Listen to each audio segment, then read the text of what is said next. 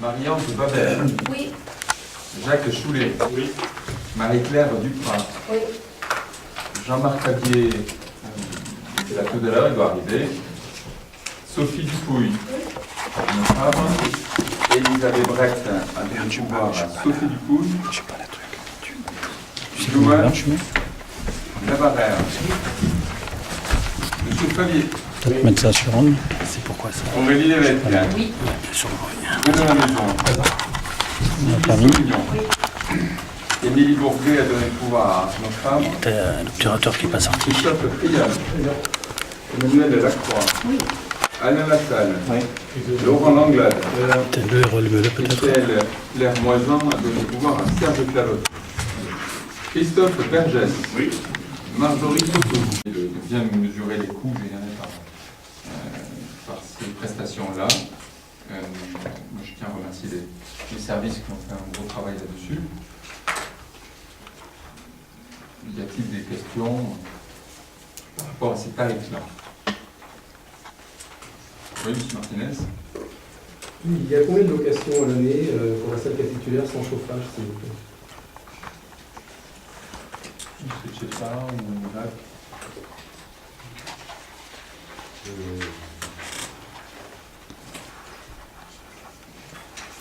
vous me laissez 10 minutes, On vous donnera l'information précise. On a repris sur toutes ces salles-là la liste qui était en vigueur. On y a appliqué une augmentation de mémoire de 5%. On n'a pas revu le avec sans chauffage. À ma connaissance, le petit réfectoire n'a jamais fait l'objet cette année, du moins ni l'année précédente, d'une location spécifique. Peut-être qu'à l'avenir, on nous sera amené à faire une location unique avec ou sans chauffage. Par contre, nous avons... c'est le petit réfectoire sans chauffage. Non, non. Salle capitulaire. La salle capitulaire sans chauffage.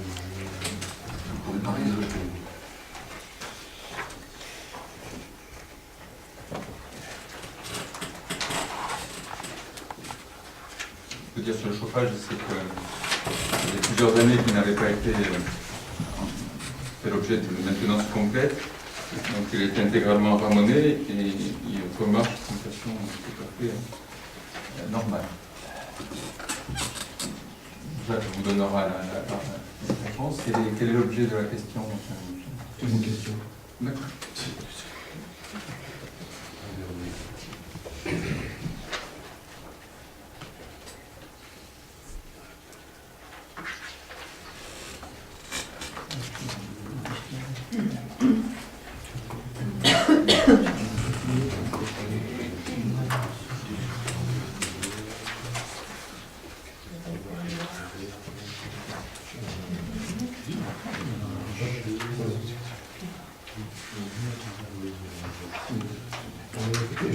Je pense que vous êtes en difficulté. Je pensais que, vu qu'il y avait eu soi-disant un travail de fond, il y aura un tableau Excel. Je vois que non, vous avez tous fait un livre. Donc, j'ai vu finalement qu'il y a une réflexion approfondie sur tout ça. Question aussi concernant... Monsieur Martinet, je dois vous poser une question. Je vois que vous êtes très impatient d'avoir la réponse. Est-ce que vous faites les conclusions? On va vous la donner. Je vous remercie. Alors, donc, en 2014, il y a une location. Et en 2013, il y a 0 location. Merci. Ceci étant, je voudrais quand même rajouter que ce n'est pas parce que ça ne fait pas l'objet d'un tableau Excel ou je ne sais pas quoi, qu'il n'y a pas un gros travail. Pas croire que parce qu'on ne fait pas des choses. Je ne crois rien. Je constate. Ouais, vous constatez. Donc, on peut espérer gagner 20 € de plus. Très bien. Mais c'est déjà pas mal. Oui. C'est déjà pas bien gros. Question. J'ai posé des questions lors de la commission. Oui. Concernant une interrogation, la demi-journée de 3 heures, salle de cinéma, j'aimerais savoir si on a éclairci ce point, quel est exactement le prix et pour quelle prestation et quelle durée. Pourquoi 3 heures? J'ai du mal à cerner la chose. Il y a une chose que les gens ont du mal à comprendre, c'est que le cinéma, dès lors qu'on le loue, enfin, une conférence par exemple, ça oblige un agent de la ville à mettre support technique pour gérer les micros, la projection, ainsi de suite. Donc, on a mis 3 heures à titre indicatif pour indiquer, grosso modo, la durée moyenne des utilisations quand il y a une conférence, quand il y a contrairement à d'autres salles, c'est une salle qui ne peut pas être louée sans la présence d'un agent municipal. Rassurez-vous, si ça dure 2 heures, ça ne donnera pas lieu à une minoration du forfait. Si ça dure 3h05, on fera preuve de bienveillance.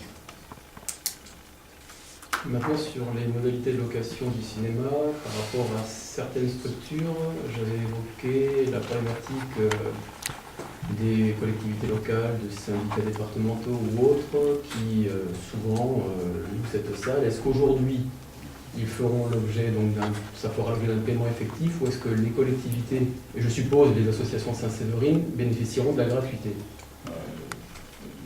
Les associations Saint-Séverine et les institutionnels auront bien entendu l'objet d'une gratuité. Quand le pays se réunit à Saint-Sevé, un coup il vient à Saint-Sevé, un coup à Velmont, bien entendu, ce sera gratuit. Pour autant, on a aussi quand même des fois des demandes de particuliers qui veulent projeter des événements familiaux dans cette salle. On a aussi des entreprises qui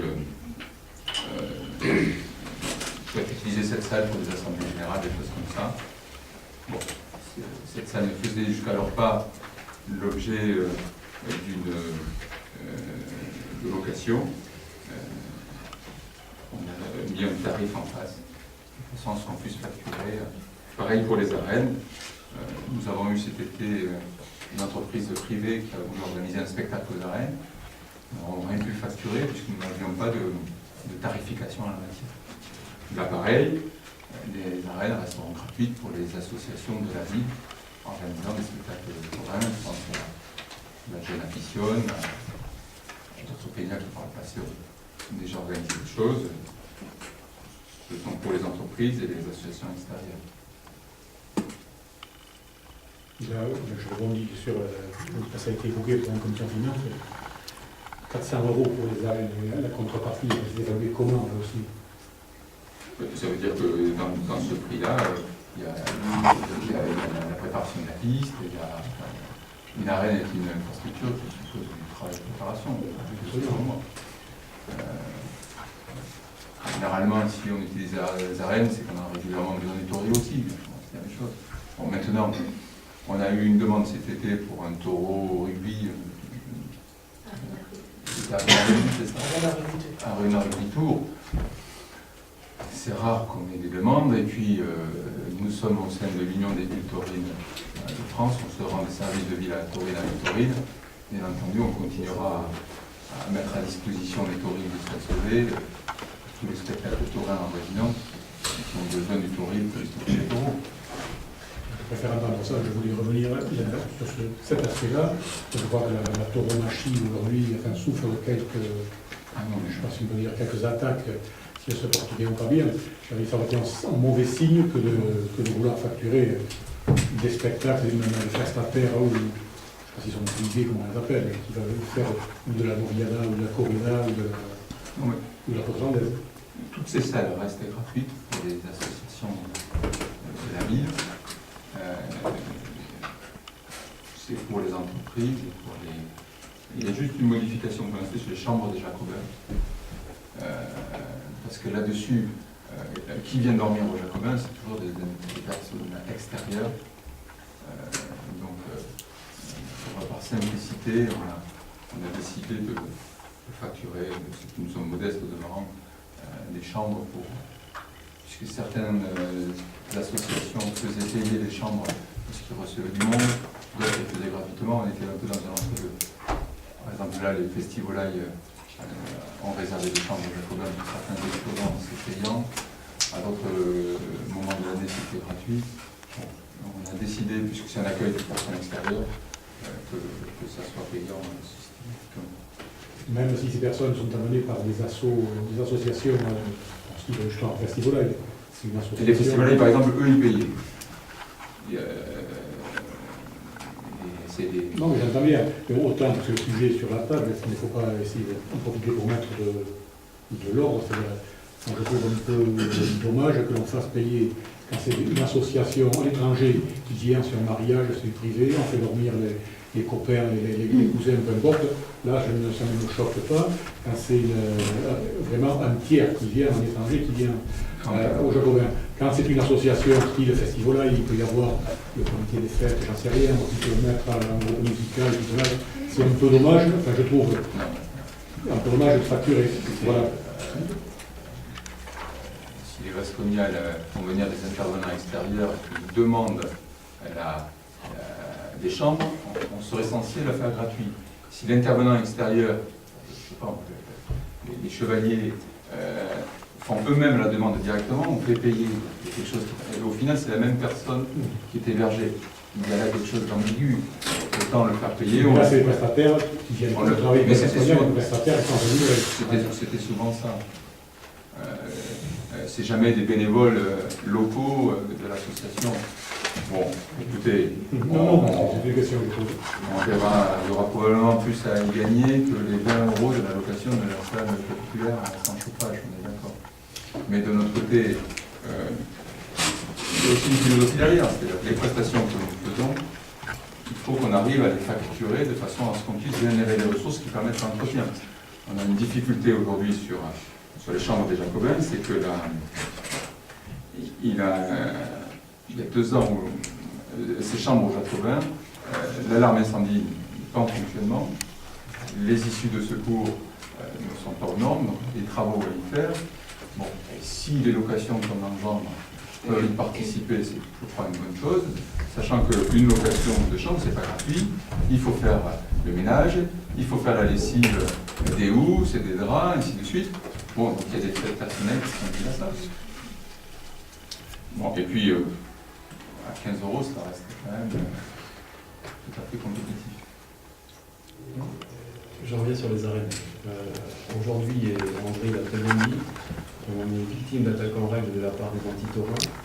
Je souhaiterais vraiment que dans cette délibération, on écrive explicitement des conditions d'octroi à titre gracieux ou financier de ces arènes. Je ne voudrais pas qu'on se retrouve avec des antitaurins qui essayent de faire constater que des associations ou d'autres structures tauromachiques utilisent gracieusement les arènes et mettent en difficulté la vie. Ces gens-là sont particulièrement procéduriers. Y a-t-il un moyen de le préciser? Non, je redis, cette délibération a pour but de le faire payer les particuliers, les entreprises qui veulent organiser des spectacles. Ce n'est pas pour les associations de la ville, de la même manière que sur la chapelle, la cuisine, j'ai pas mis pour X et pas pour les autres. Je parle juste de ce point parce qu'on sait tous autour de cette table qu'on a des gens qui sont particulièrement pointillés, on va dire.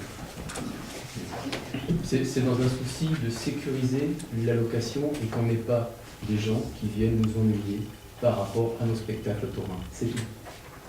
Je ne dis pas ça pour couper les cheveux en quatre. C'est un souci d'être tranquille. Qu'est-ce que vous proposez comme écriture? Non, mais comme écriture, qu'est-ce que vous proposez? J'en sais rien, je dis ça, moi c'est pas moi de le faire. Mais voilà, on le sait, on les pratique. Tout le monde les pratique dans le département. Ils ont le bon conseil juridique. Voilà, j'ai pas envie que une Ganaderia ou autre, une association soit embêtée parce que oui, ils ont bénéficié des arènes, ils n'ont pas le droit, la délibération n'est pas précise. Vous pouvez dire que je suis très pointilleux, mais malheureusement l'expérience prouve que ces gens-là le sont beaucoup plus que moi. Cette année, c'est le comité des fêtes qui a organisé là-bas, c'est l'association, le club des supporters du Sassouli, c'est la jeune afición. Cette année, nous n'avons utilisé les arènes que pour les associations de la ville. C'est les Vasconiales, c'est le Sassouli. On a mis ça pour les prestataires. On a eu une exception dont il faut un peu embêter. C'est ça l'origine de la délibération. Et donc on a été obligé de mettre à disposition des services techniques pour préparer les choses. On n'a pas pu refacturer le moindre coût.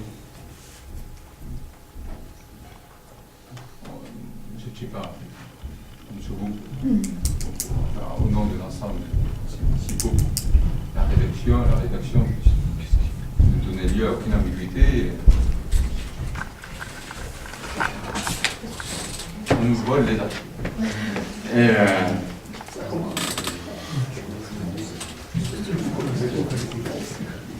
a-t-il d'autres questions? Oui. Même si les tarifs restent modiques, je trouve que l'augmentation de certains tarifs, notamment pour les enfants, je parle de la piscine, ça paraît quand même assez élevé, parce que passer de 1 euro à 1,50 €, quand on connaît les recettes à l'année de la piscine, est-ce bien nécessaire d'aller chercher de telles augmentations sur ce type de ticket d'entrée dans un établissement relevant de la commune? La question, c'est de se demander pourquoi il y a si peu de monde qui va dans la piscine de Saint-Césaire. Parce qu'elle est dans un état minable. Qu'on a le plafond des vestiaires en bois, là, qui tombe sur les enfants. On a des évacuations d'eau qui ne fonctionnent pas. On a, bon, je ne parlerai pas des locaux techniques, la filtration qui va être entretenue, tous les produits, comment ça s'appelle, le chlore et tout ça, qui sont posés au pied des armoires électriques.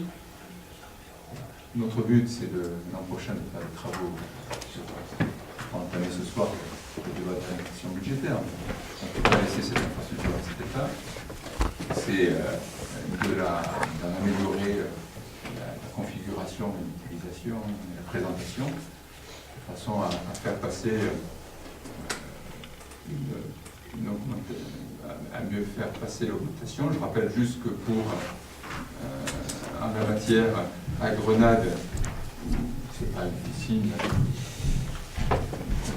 c'est une configuration tout à fait équivalente à la nôtre. Les adultes payent 2,53 € et les enfants 1,62 €. Mais on n'habite pas à Grenade. Non, mais je vous dis par là que le nouveau tarif qu'on a appliqué, il est en phase avec ce que font nos voisins. Je ne comprends pas, il y a une confusion. Déjà, j'ai du mal à comprendre la relation que vous avez fait entre l'augmentation de 50% d'un ticket d'entrée avec les travaux à faire. En général, on fait des travaux et après, on augmente le prix parce que la prestation est améliorée. Oui, si je dois comprendre que l'augmentation du ticket va permettre de payer les travaux, permettez-moi de douter de la réalisation de ceci avant une quarantaine d'années. Je pense que votre argument était un peu limité. J'ai bien compris que nous n'avons pas la même manière de gérer les fonds publics, ni tout simplement la même manière de gérer. Quelque part, je suis tout à fait conforté dans mes convictions. Il nous faut, d'une manière générale, aller chercher sur les usagers une meilleure entrée d'argent. Nous avons l'État qui l'an prochain va nous baisser les dotations de 125 000 €. Comment faire? Il faudra bien d'une manière ou d'une autre que nous trouvions, y compris sur les tarifs, certains tarifs, des ajustements pour avoir plus de recettes. Mais quand nous avons des tarifs pour des travaux ou pour compenser des baisses de dotation? Dites-moi. Mais vous savez aussi bien que moi que nous ne pouvons pas investir si une fois qu'on a dépensé tous les frais de fonctionnement, il ne nous reste plus rien. Donc quand on augmente les recettes de fonctionnement, on dégage une capacité d'autofinancement qui permet l'investissement. Ça marche comme ça, M. Martinez. Mais si vous voulez, je peux vous donner des cours. Avec plaisir. La taxe d'aménagement, c'est une recette de fonctionnement. Je vous parle. Vous me posez la question sur les tarifs de la piscine. Je vous dis oui, ça rentre dans les recettes de fonctionnement. Donc, est-ce que c'est l'objectif de cette augmentation de payer les travaux ou de compenser les dotations en baisse? Les deux. Nous sommes aujourd'hui dans une logique de réajustement des tarifs pour à la fois compenser les baisses de dotation et donc ne pas gréver notre capacité à investir. D'accord. Oui, mais vous avez répondu à ma question. Là aussi, je ne vais pas poser de colle, mais il y a combien d'enfants de moins de 16 ans qui entrent à la piscine avec le tarif d'1,50 € sur les 16 ans? Grosso modo, nous attendons dans la piscine une amélioration à travers les tarifs de rentrée de l'ordre de 3-4 000 €. Maintenant, la fréquentation est en chute libre ces dernières années parce qu'elle n'est pas en bon état. 4357. Vous avez 4357, ce sont les recettes perçues. Ce sont les recettes, et c'est donc c'est 2495. 2495 enfants. En 2014. Plus Donc on aura 1 200 € de plus. Ça vient bousser, jeune. Combien vous avez vu les temps? Il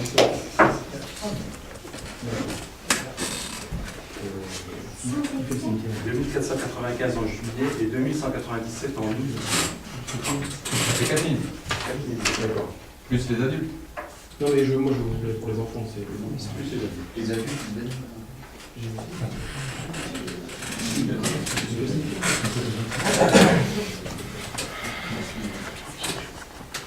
Peut-être un changement de catégorie. Olivier Martinez va parler des enfants, de la piscine.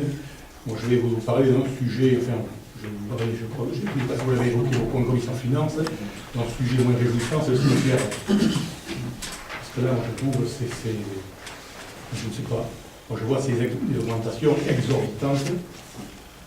On passe ces augmentations de si, mais je n'ai pas perdu mes règles mathématiques, c'est du 600%, du 540%, du 360%. Mais si c'était 360% de 3 euros, ça ne serait pas très choquant. Mais là, quand je vois un emplacement pour une personne qui passe de 87 € à 520 €, enfin, je trouve ça, je ne sais pas comment le qualifier. Comment pouvez-vous m'expliquer? Bon, je sais bien que vous allez me refaire s'il vous plaît des dotations de l'État qui baissent, et pour autant, alors autant je trouvais les hausses c'était un petit peu mesquines sur la piscine, sur la salle capitulaire. Là, pour le coup, ce n'est pas de la mesquinerie. Là, vous tapez fort. Moi, je dis c'est une augmentation exorbitante. On passe 2 emplacements, 1040 €. On ne choisit pas le jour de sa mort. Pour un enfant, on va passer, c'est ça, 39 €, on va passer à 208 €, c'est un mètre carré ou un mètre carré et demi. Ouais. Là, enfin, je ne sais pas, on exploite, on dirait, j'ai envie de dire, le désarroi des familles pour appliquer des augmentations d'un tel niveau pour le cimetière. Non seulement exorbitant, pour ça déplacement. Vous connaissez le tarif à Gémeaux? Non, mais j'ai envie de sinon, je vais être très agréable avec vous aussi. Vous me dites Grenade, parce que là, je vais faire demander moi aussi le droit de bénéfice du droit d'inventaire. Donc vous êtes en train de me dire, à Saint-Sevé, les services n'étaient pas chers. Et j'ai envie de vous dire, je vais faire ma petite parenthèse, je vais la fermer très vite. Et j'ai envie de dire, effectivement, ces services-là n'étaient pas chers. Donc là, vous contredisez tous vos discours que j'ai pu entendre depuis des mois, presque des années, autour de cette table, dans la ville. Donc les tarifs à Saint-Sevé, j'ai envie de dire, donc finalement, Nalm et Lafargue, c'est des élus du pouvoir d'achat. Là, vous êtes en train de faire la poche des Saint-Severin, très clairement. Mais c'est une piscine dans un état épouvantable qu'on se Mais à force de le dire, à force de convaincre les gens, ils ne les viendront plus. Ils vont faire la grenade. Votre gestion était tellement formidable que la piscine, il faudrait la fermer. Répondez-moi sur le cimetière. Je ferai une parenthèse. Je vais revenir sur le cimetière. C'est un très bon sujet, le cimetière. C'est l'exemple de la manière dont vous gérez. Vous avez fait un ossuaire qui aujourd'hui n'est pas étanche. Une traversée d'eau et l'eau repart dans les fossés. C'est ça qui se passe aujourd'hui. Donc aujourd'hui, si on veut enlever des concessions tombées à l'abandon pour y mettre les ossements dans l'ossuaire n'est pas étanche. Donc ce cimetière, lui aussi, mérite des travaux en profondeur. Oui. Alors qu'est-ce qui se passe sur le cimetière? Sur le cimetière, on est à grosso modo à 40 € le mètre carré. Vous savez, on est à 416 € à Mont-de-Marsan, on a 227 € à Mont-de-Marsan et 416 € à Gémeaux. On est 5 fois moins cher aujourd'hui qu'à Mont-de-Marsan et 10 fois moins cher qu'à Gémeaux. Mais vous en réjouissez, mais derrière, il y a, à cause de ça, vous laissez le cimetière dans un état épouvantable. Oui, carrément. Oui. C'est ça votre gestion. Moi, je vous n'entretenez rien. L'augmentation. Vous n'entretenez rien. Cette augmentation. Alors vous faites. Je leur dis, moi je veux des prestations de qualité à Saint-Sevé. Et pour qu'il y ait une prestation de qualité, il faut les facturer. Je ne vais pas faire le discours, c'est du concret. C'est ça la logique dans laquelle nous sommes. Alors, ça, vous avez tout à fait le droit de faire d'accord, mais ce à quoi nous conduit votre politique, c'est d'avoir une ossuaire non étanche. Avoir l'eau qui traverse les eaux et qui repart dans les fossés. Vous avez raison d'en être fier, moi je veux mettre ça en. Donc aujourd'hui, avec l'augmentation du tarif, nous serons toujours inférieurs à Mont-de-Marsan et 2 fois moins cher qu'à Gémeaux. Donc je n'admets pas que vous puissiez dire C'est vrai à que Saint-Sevé, mourir à c'est bien, Saint-Sevé on est au milieu. coûtera cher. Ça coûtera plus cher qu'avant, mais notre politique, c'est d'investir dans des cimetières pour qu'on offre un service véritablement de qualité. Non, mais ce qui est très tendancieux dans votre discours, c'est qu'on glisse insidieusement de la notion d'usager à la notion de client. C'est-à-dire que la personne paye le coût réel. Je suis désolé, on est là pour rendre un service public, on n'est pas là pour récupérer au centime, comme le dit André, dans des situations parfois de désarroi, au centime le coût exact d'un emplacement de cimetière. Je trouve ça honteux. Mais on a tout à fait le droit de ne pas être d'accord avec vous. C'est Il ces n'y a plus d'usagers à raisonnements-là Saint-Sevé, il n'y a que c'est des ces clients. raisonnements-là qui ont porté notre pays à la faillite. De considérer qu'il fallait tout facturer en dessous du coût de revient, et donc ça ne génère que de la dette, et la dette, elle finit toujours par se payer par plus d'impôts. Il faut arrêter avec tout ça. Nous sommes en train d'arrêter avec ça. L'usager doit payer au coût de revient. Ça n'a s'appelle pas de un marge. client. On essaye de le faire à la meilleure des moyens, mais il faut que ça soit au coût de revient. Parce qu'aujourd'hui, quand je vois les services techniques qui n'ont pas de vestiaires aux normes, qui ont des locaux où ça fuit, quand je vois l'état dans lequel ils travaillent aux abattoirs, mais comment voulez-vous qu'on donne à nos agents des bonnes conditions de travail sans qu'on dégage aucune capacité à investir? Vous avez toujours fait le choix de tout brader et de rien moderniser. Et ça, il faut qu'on nous comprenne. Non, je ne vous laisse pas dire cela. On a peut-être fait le choix de pratiquer effectivement des tarifs plutôt bas. Et là, on fait le choix de gérer. Et gérer une ville, c'est des choix, c'est difficile. J'en conviens. Vous voulez qu'on fasse le tour de Monique et des abattoirs ensemble? On fera le tour. Ça serait une agréable promenade. Non, attendez, quand ça sera réparé, je l'aimerais. Monsieur Martinez, j'ai une question à vous poser. Est-ce que vous avez déjà vu une entreprise facturer un coût de revient? Nous ne sommes pas une entreprise. Mais oui, non, mais vous dites que quand on facture au coût de revient, les usagers sont donc des clients. J'ai jamais vu une entreprise facturer le coût de revient à ce client. Ou alors on n'avait jamais travaillé en entreprise. Mais Je sais vous pas. êtes hors sujet. On n'est pas une entreprise. Nous sommes une Oui, mais justement, mais c'est bien ce qu'on dit. Et On n'est pas une entreprise, on facture au coût de revient, monsieur Ce que Martinez. Johan cherche à vous dire, c'est qu'une entreprise facture avec la marge. Et que donc, quand un service public facture au coût de revient, il facture déjà à un prix différent. Et c'est ça le service public d'aujourd'hui. Mais non, mais je ne sais pas ce que Ça c'est. sera la cantine à 5,50 € et ça sera la garderie payante. Je crains fort que qu'on arrive à cela. Ne vous lancez pas des craintes, vous avez sous vos yeux les points sur lesquels il y a de l'augmentation des tarifs. Vous avez dit tout à l'heure que ce n'était pas terminé, qu'il y en aurait d'autres. Il y en aura d'autres. Mais Je ne l'ai pas oublié. moi, je préfère dire la vérité aux gens que reporter sur demain les difficultés d'aujourd'hui. Quand on augmente l'endettement, on reporte sur demain l'incapacité à ajuster les dépenses et les recettes du jour. Et la vérité aux gens, vous croyez que les Moi, gens... je ne serai pas le maire qui doublerait l'endettement comme vous l'avez fait. Vous croyez vraiment que les gens ne sont pas conscients qu'à 87 ou 191 €, comme on a pu le constater jusqu'alors, ils savaient pertinemment qu'ils bénéficiaient d'une solidarité des autres Saint-Séverins grâce à ce prix attractif? Mais au Les gens ne sont pas idiots, ils le savent. Aujourd'hui, c'est chacun pour soi. Je comprends votre philosophie. Je reste moins cher que Mont-de-Marsan, je reste 2 fois moins cher qu'à Génemaux. Et bien, si les gens veulent aller à Mont-de-Marsan, rends bien leur face. Nous aurons fait un cimetière mieux Je entretenu. comprends bien, il faut vivre à Saint-Sevé, mourir à Genève. Voilà.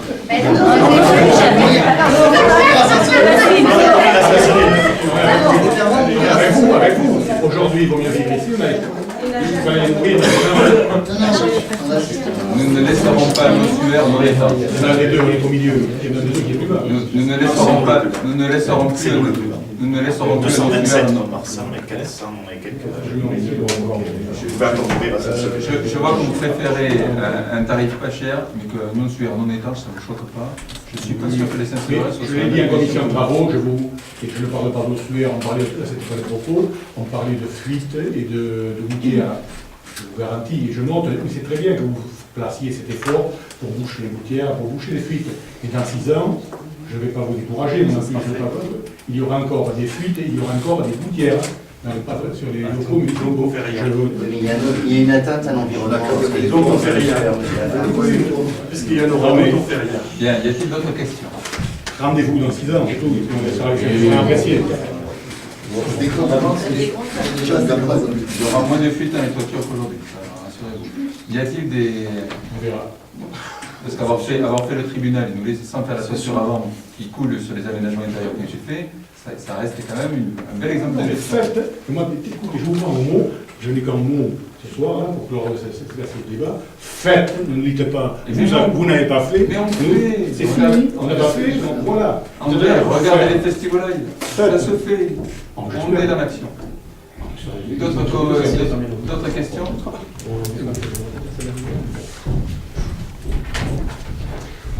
On ne sait même pas si on doit vous parler de la location de la salle à l'ouvert. Il y a de quoi être des abus, je sais pas. Je pensais qu'il y avait encore dans ce monde des gens qui respectaient la parole donnée. Voilà. Quelle vous- parole donnée? Vous allez, j'ai cru comprendre que le club, au moins pour cette saison, en général, lorsqu'on monte un budget, on s'assure auprès des collectivités qui accueillent la structure qu'on aura tel ou tel tarif ou pas de tarif, ce qui était le cas à Saint-Sauvé. Bon, il y a un changement de doctrine, alors voilà, je ne sais pas trop pourquoi, on s'interroge. Est-ce qu'il y a une raison à ce que vous souhaitiez prendre 1100 € fois 7 matchs, soit 7700 € au club de basket? Bah, écoutez, l'équipe de basket Land participe à hauteur de 2200 € par 2000 € par match lorsqu'elle joue à Saint-Sauvé. Ah, à Mont-de-Marsan, excusez-moi. Ah donc on limite encore mon argent. Moi, non, mais écoutez, elle paye avec l'accord de tous 2000 € lorsqu'elle joue à Mont-de-Marsan pour chaque match. Moi, je trouve totalement anormal que ce club ne paye rien quand il vient à Saint-Sauvé. Et ça ne choque absolument personne. C'est vrai que c'est le même niveau de prestation. Bah, c'est deux fois moins cher. Je rappelle que ce n'est que pour les matchs de ligue, c'est-à-dire la structure professionnelle, et que nous continuons à accueillir gratuitement l'ensemble des équipes de jeunes. Mais bon, pourquoi quelle est la raison? La Louga, ça coûte rien, c'est ça que je dois comprendre. Est-ce que j'ai dit ça? Non, mais Non, je n'ai pas dit ça. parce on est parti dans un grand concept sur la gratuité, sur la facturation. Nous posons la question. Vous allez répondre à votre réponse, on la note. Très bien. Voilà. Donc écoutez, ce qui paraît logique à côté, mais semble tout à fait logique de l'autre.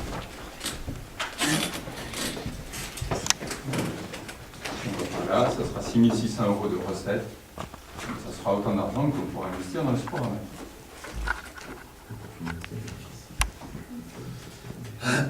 Donc vous allez augmenter les lignes de subventions, si je comprends bien, des associations sportives et Saint-Sauvé, de cette somme-là.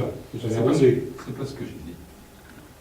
Le sport amateur, c'est pas ce que tu as dit, c'est que j'ai entendu. Le soutien, ça peut être autre chose qu'une subvention. Moi, j'ai une dernière question à titre personnel.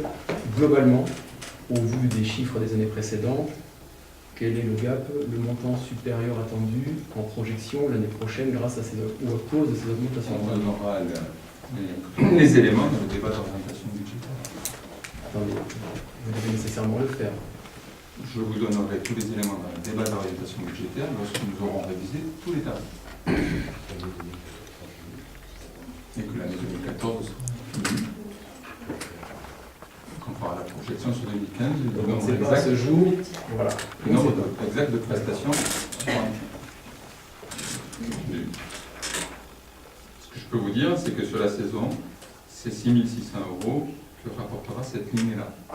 Vous moquiez tout à l'heure les 20 € de l'augmentation de la salle capitulaire. Mais je n'ai rien moqué. Est-ce que j'ai manifesté quoi que ce soit? J'ai posé une question, vous m'avez répondu. C'est 20 €. Point. Arrêtez d'interpréter. Arrêtez. C'est tout.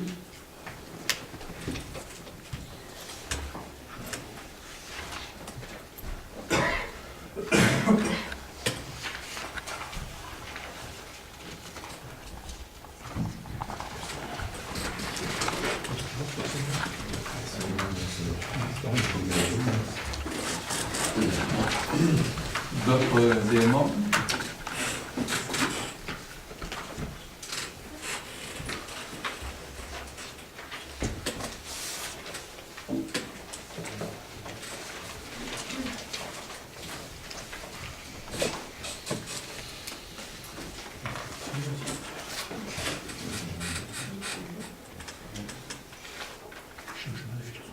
D'autres questions? Il n'y a pas d'autres questions? Bien. S'il n'y a pas d'autres questions, nous allons procéder au vote. Et pour cette augmentation des tarifs, contre. Je vous remercie. Subvention exceptionnelle 2014 du comité des fêtes.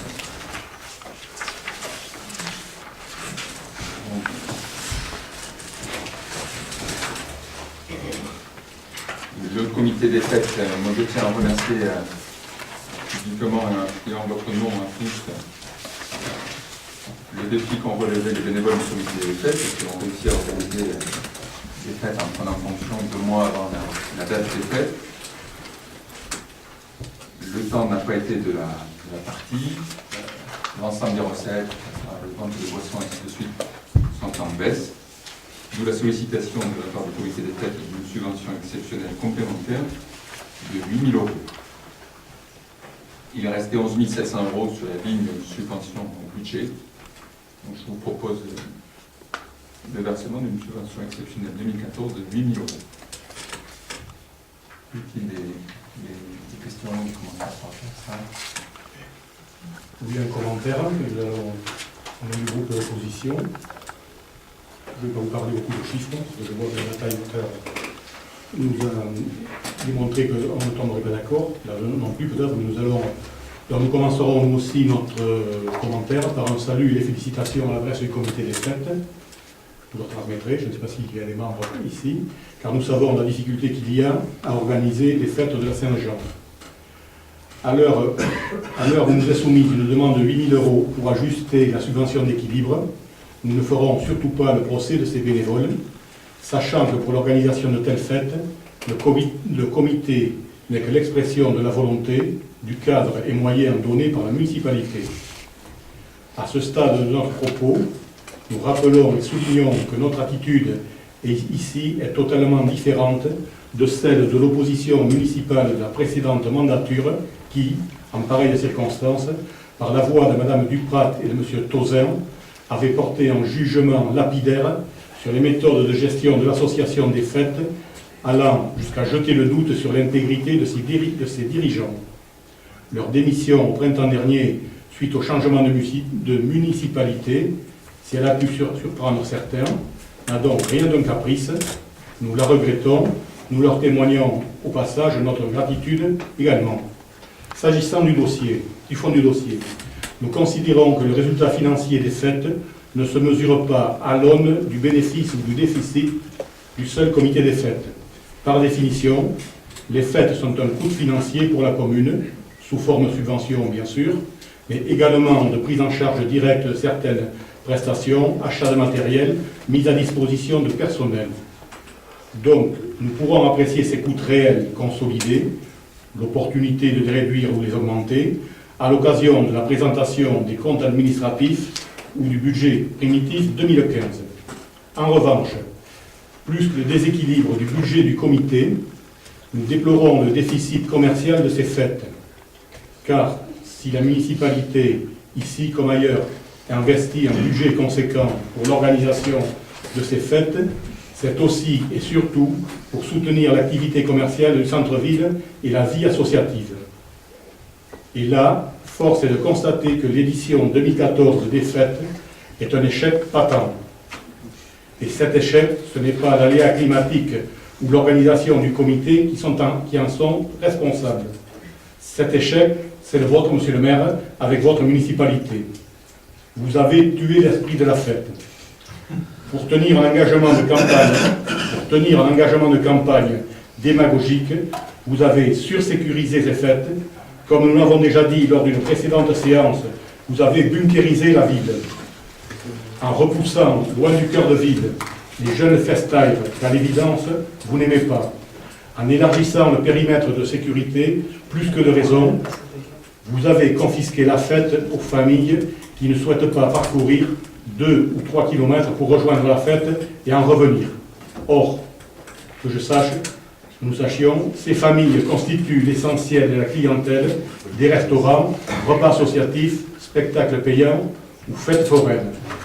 Donc, nous refusons de partager votre échec. Nous voterons contre cette subvention exceptionnelle.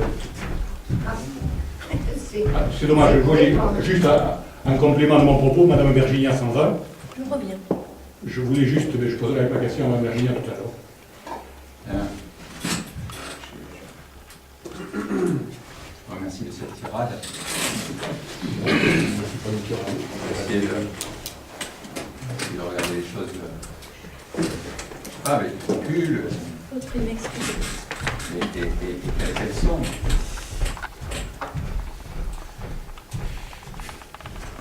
Le chiffre d'affaires des fêtes aux alentours, Ayonne, Tyros, Mont-de-Marsan, Dax, Saint-Gémeaux, il est partout en fait. Partout. Pourquoi? Le problème de pouvoir d'achat, il y a une évolution des modes de consommation. Deuxième point, si vous m'expliquez que quand il fait beau, c'est pas plus propice à l'esprit d'une fête que quand il fait un temps épouvantable, je vous laisse le croire. Je ne dis pas que c'est la seule raison de la nier complètement la question. Je pense que ça décrédibilise la force de votre propos. Parce qu'on a fait une réunion avec les commerçants le jeudi qui ont suivi les fêtes. Qu'est-ce qu'ils nous disent? Le vendredi soir et le samedi soir, ils ont fait le même chiffre que l'année avant. Les broutilles près. Donc le monde était là. La journée qui a été catastrophique, c'est la journée du dimanche. Le dimanche, à ma connaissance, il ne faisait pas un temps propice à la fête. On a lancé la cavalcade qui avait pour but de faire venir les familles, puisqu'il y avait les enfants sur les chars. Elle s'est faite sous la pluie, avec du retard. Elle a modifié les axes d'accès à la fête, et donc ça a été la cacophonie. Bon, voilà. Pour autant, effectivement, il y avait une évolution dans la sécurisation et l'accessibilité aux fêtes. Est-ce que tout a été fait? Non. J'ai annoncé dès le jeudi qui ont suivi ces fêtes qu'il y aurait des changements. Que les dimanches, la ville serait intégralement ouverte. Nous pourrions remonter de Morlane. Il y a par contre un vrai défi. La situation précédente était-elle si idyllique? Vous dressez un tableau. Pourquoi on a changé? Pourquoi on a fait cette campagne, cette promesse de campagne? Le camping sauvage pose d'énormes problèmes aussi. Et que le fait qu'on ait des voitures à ventouses le samedi toute la journée et le dimanche jusqu'à midi entravait l'accès aux fêtes. Nous avons porté deux efforts. Un premier sur des fêtes plus propres. Je crois que ça a été unanimement reconnu. Ça a eu des conséquences dans les coûts des fêtes. Ce n'est pas dans ce budget du comité des fêtes, c'est dans le budget de la ville. Il faudra qu'on se pose la question d'ailleurs l'an prochain. Est-ce qu'on maintient cet effort? Est-ce qu'on le réduit? Comment le faire abandonner? Ou comment le faire financer différemment? Mais je crois que d'avoir des fêtes plus propres, ça répond à une attente de tous. Le camping sauvage, il y a des choses qui ont marché, il y a des choses qui n'ont pas marché. Il y a eu un accueil en bas qui s'est passé dans des conditions relativement bonnes. Il a manqué un accueil en haut, et donc ça a été résilient. On en est conscient. Maintenant, trouver un lieu d'accueil en haut, c'est le travail que nous menons aujourd'hui, et de façon à ce que l'an prochain, tout cela se passe de la meilleure des façons. Ce principe d'organisation des fêtes, c'est celui qui est en vigueur aujourd'hui à l'Île-Faisant-Sac, qui fonctionne.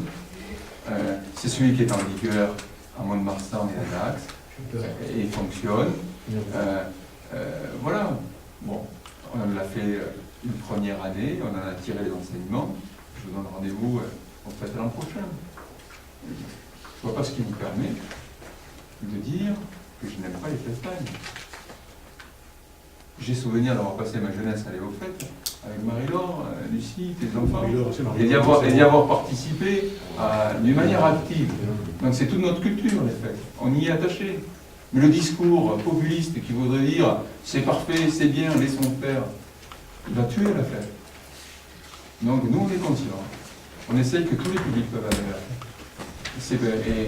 Et le fait qu'on fasse une fête pour tout le monde, sauf pour les Saint-Séverin qui devraient subir les voitures, le camping sauvage, et ainsi de suite, ben on a décidé qu'il fallait y amener des réponses. Les réponses sont imparfaites. Moi, je ne suis pas le matamor qui dit que tout ce que je fais est bien. Quand il y a des erreurs, on en prend note et on essaie d'avancer. Et l'année d'après, de s'améliorer. Je rappelle au final que toute une série des mesures que nous avons prises, la vidéosurveillance, les vigiles, les aires d'accueil, les bus, tout ça nous sont imposés par la préfecture. Nous sont imposés par la préfecture pour avoir le droit de mettre en œuvre des dérogations qui permettent de fermer à 4 heures. Alors, c'est un élément important pour les bars et les associations pour avoir plus de ressources. C'est pas par de gaieté de cœur qu'on a dépensé tout ça. C'est aussi parce que ça répond à un cahier des charges qu'on a respecté. Donc, revenir sur tout ça, c'est aussi dire à tous ces professionnels de la fête, on fermera à 3 heures. C'est pas le choix que l'on a fait. Donc, on a fait une réunion la semaine dernière, qui s'est d'ailleurs très bien passée, à l'initiative de Yoann, je le remercie, et de l'association des fêtes de travailler sur ce sujet qui est compliqué. Il y a eu un consensus sur la date des prochaines fêtes qui iront sur un format classique du vendredi au mardi soir, avec un mardi qui sera une journée landaise. Et ça sera en accord avec Erzurum, le dernier week-end de juin. Autour de la table, toutes ces questions ont été débattues. Un consensus qui se dégage. Il faut garder le bon des nouveautés de 2014 et répondre à ce qui s'est moins bien passé. C'est rarement la première fois qu'on fait le mieux quelque chose. On n'est pas là-dessus. Oui, oui. Donc, simplement, je veux rebondir. Je n'ai pas dit, nous n'avons pas dit que tout avait été mal, que tout avait été mauvais, qu'il ne fallait pas faire évoluer les choses. C'est une chose. J'ai entendu qu'il y avait ça, déjà que le format des fêtes était défini, et je vais rebondir sur je n'en rien à notre propos liminaire. Je vais rebondir sur la question que je voulais poser à Mme Virginia. J'ai entendu que le format des fêtes était défini, qu'il y avait donc, j'ai appris effectivement qu'il y avait des réunions. Mais alors j'ai envie de dire, Mme Virginia, vous y étiez à deux en plus. Monsieur Labarère, vous servez à quoi? Vous faites quoi? Quand je suis membre d'un comité consultatif, faites. On a eu un comité consultatif le 24 juin, parce que j'avais râlé le 16 juin ici. On nous avait dit on en fera un autre, je crois que nous n'avions pas été désagréables du tout, ça a été un moment bien sympathique. Nous avions fait connaissance, on avions rien décidé, tout était déjà décidé, mais c'était 3 mois après les élections. Je prends l'acte, on devait se voir à la rentrée, avant les manifestations d'automne, qui se déroulent, enfin, je vois qu'elles se mettent en place, même s'il y en a certaines qui ont disparu, mais bon, tant pis. J'entends maintenant qu'on a fait, je prends acte, que vous voulez faire évoluer les fêtes, que vous prenez acte aussi de certaines erreurs sur les fêtes passées. Eh bien, j'ai envie de dire, nous ne sommes que l'opposition, nous aimerions être associés. Alors, Madame Virginia, vous êtes responsable d'un comité consultatif. Je crois, ne nous oubliez pas, ou alors si vous nous mettez de côté volontairement, on le fera savoir. C'est Joël Labarère répondre pour le co-préside. Oui, c'est il n'y a pas deux en plus. J'avais envie de dire, par exemple, je ne vous vois pas, vous êtes de trop. J'ai tendance à dire, et moi quand on va poser la question, je dis, Madame Virginia Labarère n'existe pas. C'est tout. Oui, qu'est-ce que c'est cette affaire? On a un comité consultatif, tourisme, animation. Je n'ai été convoqué qu'à l'arrache entre les Landaises et la journée de fête. Maintenant, j'attends, on peut dire l'autre, j'attends, nous allons entendre. Monsieur Lafargue, Moi, je vous écoute. Monsieur Lafargue, je ne vous permets pas de dire à 2 élus qui travaillent, qui sont de Moi, je n'en suis pas fait. Voilà, je ne veux pas douter. Marion est présidente de l'Office du tourisme, elle fait un travail remarquable. Il y a des choses qui évoluent. Il y a d'ailleurs une fréquentation en hausse dans cette ville. On est en train de préparer la prochaine saison. Donc quand j'entends dire qu'une élue est de trop, je trouve cette parole méprisante et elle est vraiment de trop. Donc je dois dire qu'il y a beaucoup de travail, puisqu'en 7 mois, on n'a pas pu avoir le comité consultatif. C'est tout. Voilà. Après, moi, je ne veux pas douter qu'elle peut faire travailler l'un et l'autre. Vous voulez que je cite le nombre de commissions sociales qui se sont réunies sur la dernière mandature? Il y en a eu 2 sur la mandature, réunion. Vous avez été juste le nombre de commissions scolaires qu'il y a eu sur la dernière mandature.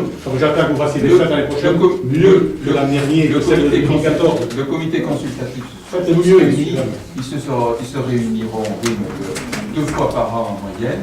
Ne vous inquiétez pas, votre avis et vos prestations de conseil gratuites qui sont tellement utiles auront l'occasion de faire bénéficier l'ensemble de la majorité. Vas-y. Pour répondre, donc, si vous voulez demander la démission de Mme Virginia de moi, vous pouvez le faire officiellement. Ça, c'est le premier point. Concernant le comité consultatif, par rapport à la définition du format des fêtes, c'était à l'initiative commune de la mairie et de l'association des fêtes. C'est pour ça que On ne l'a pas fait en comité consultatif. Et ça sert à Par quoi, contre, le non mais je vais vous expliquer. Par contre, on vous avait peut-être dit qu'on en faisait en octobre, on ne l'a pas fait, on s'en excuse.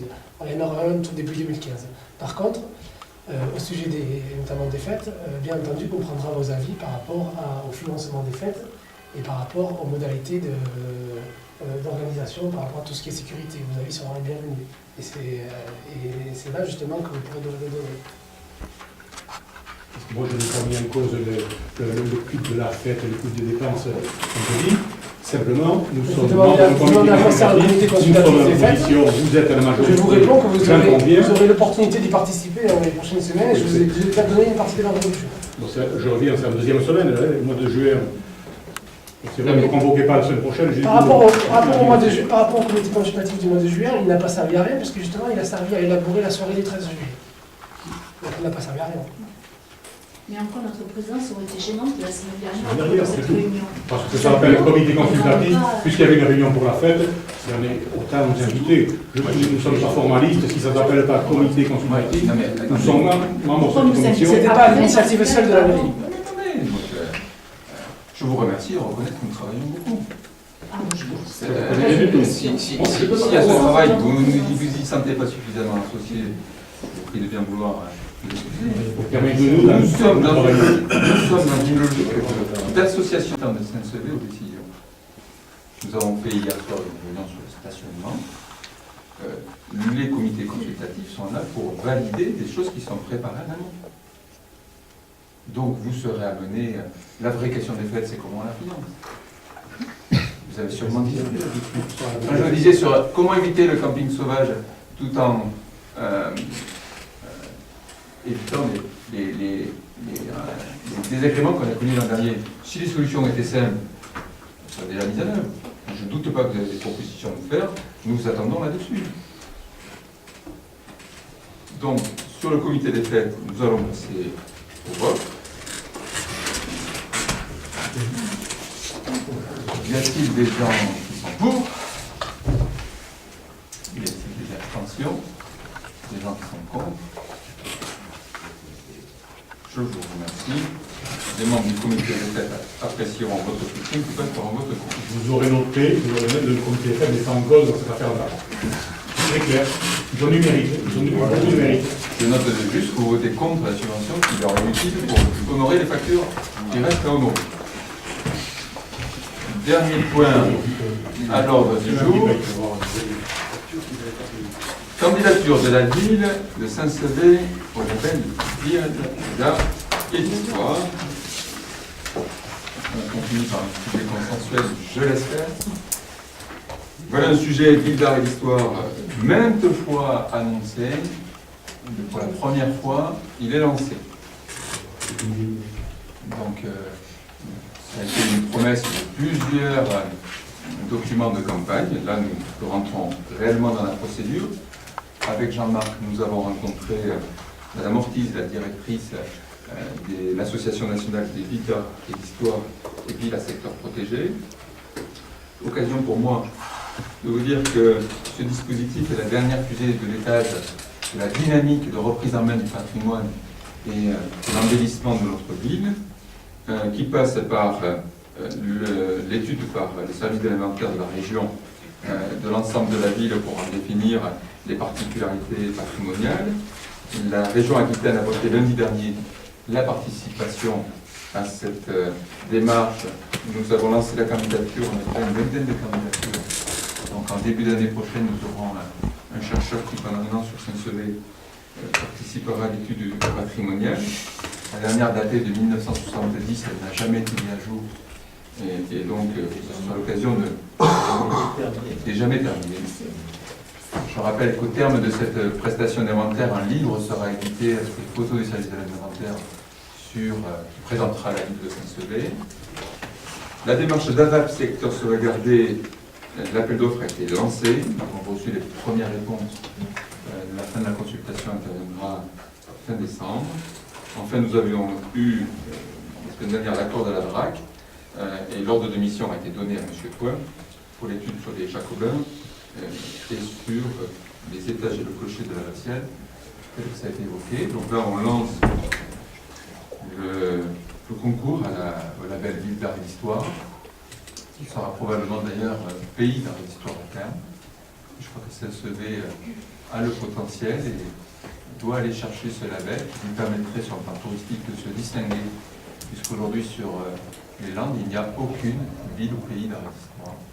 Et que pour toutes les communes de plus de 2500 habitants, c'est le seul label existant, puisque nous ne pouvons pas concourir au plus beau village de France, ainsi de suite, étant trop gros. Moi, je tiens à remercier Jean-Marc pour tout le travail qu'il fait en matière.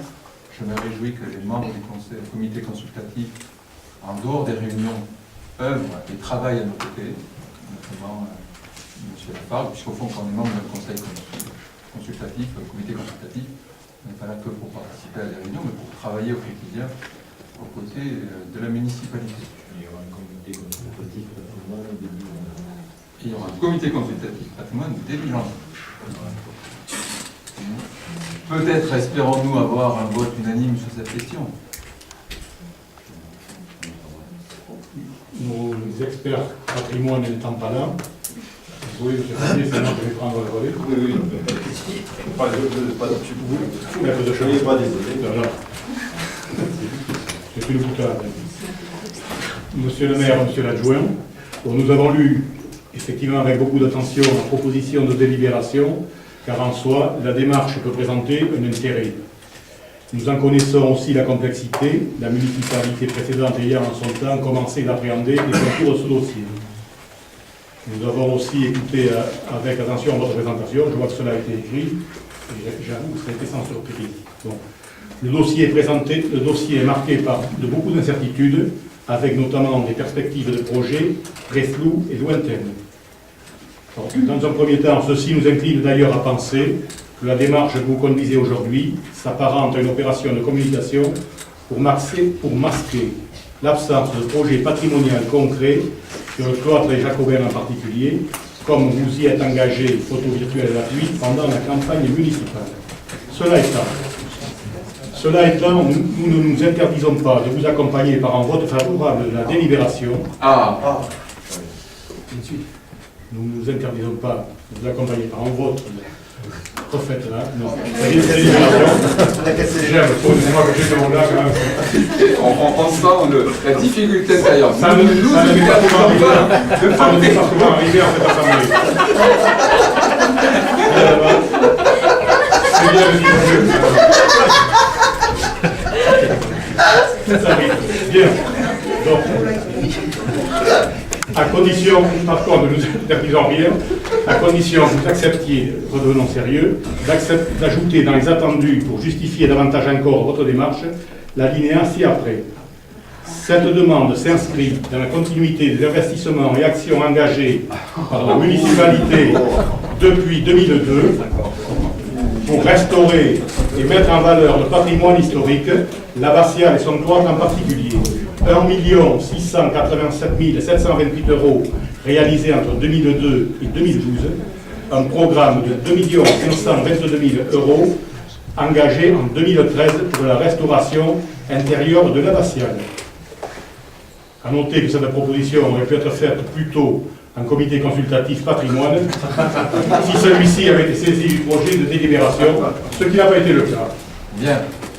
Enfin, je vous remercie quand même de votre soutien. Ouais, ça fait chaud. Je n'ai pas envie de polémiquer, on va rester sympathique, on va rester sur une note positive. On peut faire le tour des bâtiments classés, des étages de la mairie. On va faire juste les bâtiments classés. L'état de l'ancienne sous-préfecture, on peut aller visiter ensemble le grand escalier. Vous parliez des Jacobins. Sur les Jacobins, je maintiens que sur les deux mandatures, vous n'avez rien fait. À part de stopper le projet de Jean-Claude Brett d'aménagement qui était financé et lancé d'une salle de spectacle, et où à l'époque il y avait aussi au projet d'y mettre une médiathèque déjà. Et à l'époque, la médiathèque aurait pu bénéficier de fonds européens. Voilà. Bon, donc, sur les Jacobins, par 2 études qui n'ont pas été suivies des faits, il n'y a rien eu. Donc cet alinéa, on ne le mettra pas dedans. Ça viendrait affaiblir tout le propos qui est le nôtre. Mais pour revenir aux Jacobins, vous semblez dire que nous ne faisons rien aux Jacobins. Alors là, c'est bien un sujet sur lequel je ne vous suis pas. Ça me donne l'occasion de rappeler que la première décision que nous avons prise dès le mois de mai, c'est de demander le classement dans l'intégralité des Jacobins. Que la DRAC y a donné un accord favorable dans la première réunion qui a eu lieu en juin, et que le procédé d'instruction prendra 1 an et demi à 2 ans. Je vous rappelle que quand un site est classé, au lieu d'un site inscrit à l'inventaire supplémentaire, la dotation de l'État est de 40% et non plus de 15%. Ce serait quand même dommage de lancer une rénovation complète des Jacobins avec 15% de subvention de l'État, alors qu'on pourrait attendre 40% 2 ans plus tard. Le bon sens veut donc qu'on attende le classement pour entrer dans les travaux lourds sur les Jacobins. Deuxième élément de réponse, la nouvelle réglementation à la région, sur laquelle j'ai voté contre, parce que je la trouve défavorable aux petites communes rurales, fait qu'aujourd'hui nous ne pouvons pas engager des travaux dans une ville de notre taille dans 2 sites en même temps, puisque les dépenses sont plafonnées à 400 000 € et limitées à une seule action. Donc tant que nous avons des travaux à l'abbatiale, nous ne pouvons pas obtenir de subvention de la région sur les Jacobins. En conclusion, le bon sens financier veut que nous lancions une rénovation globale sur les Jacobins une fois qu'on a fini l'abbatiale. Pour autant, nous avons lancé une étude, fait demander cet été, l'accord a été demandé, et on a revu du point ce matin, ça prendra, nous dit-il, 2 mois et demi, pour étudier aux Jacobins notamment la réfection de la cour. La cour est dans un état, avec le goudron, dans un état vraiment qui nuit à l'image du lieu. Nous partirons sur un traitement très simple, à minima, qui n'engage pas de frais qu'on casserait le jour où on lancera la rénovation complète. Donc n'imaginez pas les pavés ou des choses comme ça, mais ça donnera déjà une autre allure. Nous avons lancé également, demandé à Thouin d'étudier, à M. Thouin, la restauration du grand escalier pour donner un accès au musée digne de ce nom. Et enfin, les verrières, les vitraux avaient été enlevés parce qu'il fallait que la grande chapelle soit obscurcie. Vous avez à stopper en 2001 ce grand projet. Mais vous n'avez jamais remonté les vitraux. Donc, on part du principe qu'il faut rétablir la rosace et la grande fenêtre gothique qui sont très belles. Et puisqu'on a les vitraux, il suffit que de les remonter. Ça ne pourra pas coûter une fortune. Avec ces 3 petites améliorations, déjà on apporte sur l'édifice une amélioration du traitement. Et dans les budgets de fonctionnement, il faudra qu'on trouve moyen de mettre aux normes avec l'accueil à l'étage, au moins que l'alarme incendie remarche. Nous avons des toilettes qui ne sont vraiment pas dans un très bon état s'il faut des travaux. Et on a en permanence des équipements à la cuisine qui tombent en panne. La dernière fois, ça a été la friteuse pendant la semaine taurine. Donc voilà. Donc on va essayer de moderniser petit à petit ce lieu pour qu'il reste toujours un lieu de vie, qu'on puisse en améliorer les utilisations. Et puis, on verra en milieu de mandat quel est le projet majeur qu'on peut faire, sachant qu'à notre sens, il nous manque une salle, une grande salle polyvalente à Saint-Sevé. Une vraie salle de spectacle. Pas une salle de basket où on fait semblant en mentant aux gens qu'on pourra y faire une scène avec des coulisses et des concerts. Une vraie salle avec une cuisine aménagée, contrairement à une autre, où la cuisine n'y est pas. Et je vous rappelle qu'autour, les parkings sont en goudron, en cailloux. Et qu'il y a un aménagement paysager qui a été fait, contrairement à un autre projet contre lequel nous luttons. Voilà sur le Jacobin. Simplement, un complément quand même. Vous pouvez nous dire, nous présenter, nous raconter vos projets, vos actes. Par contre, je ne vous laisserai jamais dire, je vous interdis de prononcer, de dire un peu un mot comme on va reprendre en main l'entretien du patrimoine. 1 million, si laissez entendre, j'ai entendu même à une autre occasion qu'enfin à Saint-Sevé, on s'occupait du patrimoine. Cela m'était insupportable. 1 687 000 € de travaux réalisés. Ce ne sont pas de post-facture, ce sont des travaux réels. 2 500 000 engagés sur l'abbatiale. C'est du concret, c'est du réel. Alors, Dieu merci, faites vos projets, faites-les évoluer. Nous les étudierons au cas par cas. Mais Dieu merci, cessez de nous dire, cessez de nous raconter. à tout bout de réunion que le patrimoine a été délaissé ces 10 dernières ou ces 13 dernières années. André, Voilà, c'est une mensonge éhontée. D'ailleurs, personne ne vous croit. c'est pas nous qui le disons, c'est tous les interlocuteurs qu'on rencontre. Oui, les sachants qui viennent, à qui on remet des médailles de la ville, qui disent enfin on s'occupe du patrimoine à Saint-Sevé. Alors ça, on peut s'en féliciter. Je leur laisse la responsabilité du propos.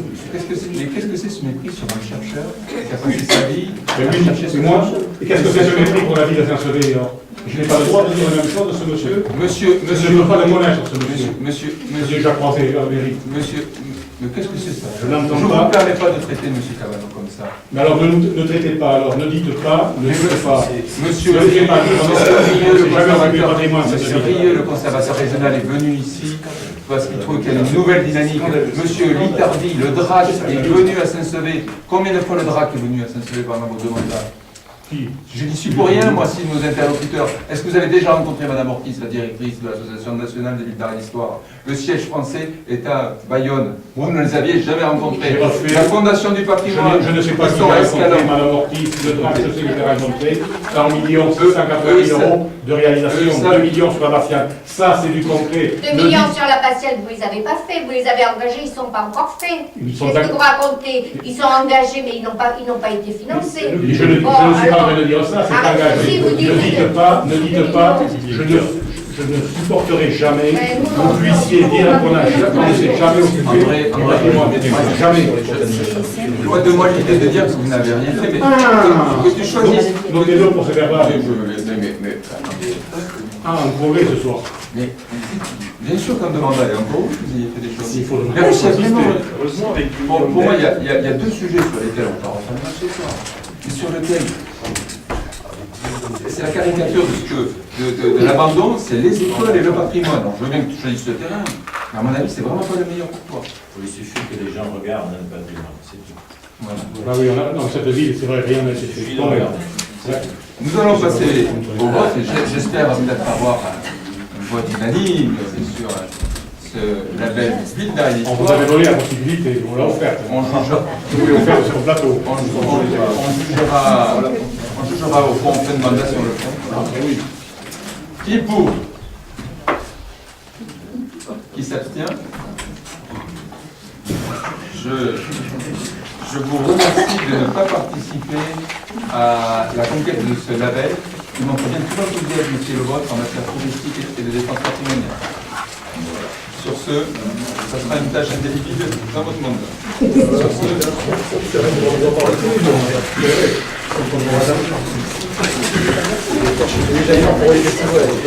je lève la séance.